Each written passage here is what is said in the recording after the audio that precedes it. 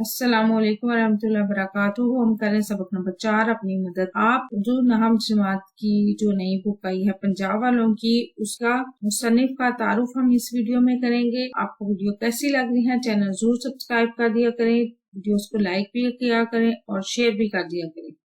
مصنف ہے اس کے اپنی مدد آپ کے سر سید احمد خان۔ ابتدائی زندگی: سر سید احمد خان 17 اکتوبر 1817 کو دلی میں پیدا ہوئے۔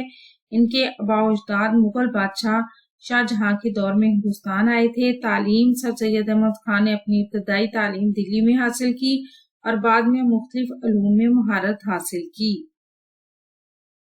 نظریات و خدمات: سر سید کو مسلم قوم پرستی کا سرخیل سمجھا جاتا ہے اور انہیں دو قومی نظریے کا خالق مانا جاتا ہے جو بعد میں پاکستان کے قیام کی بنیاد بنا۔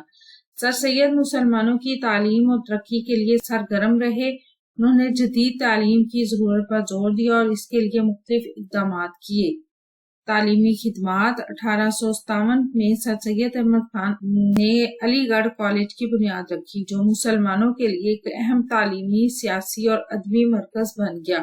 انہوں نے تہذیب الاخلاق کے نام سے ایک علمی اور ادبی رسالہ جاری کیا جس نے لوگوں کی اجتماعی زندگی پر گہرے اثرات مرتب کیے۔ تحریری خدمات: سر سید نے اردو زبان میں مضمون نگاری کو فروغ دیا۔ انہوں نے اخلاقی، تعلیمی اور قومی موضوعات پر کئی مضامین لکھے۔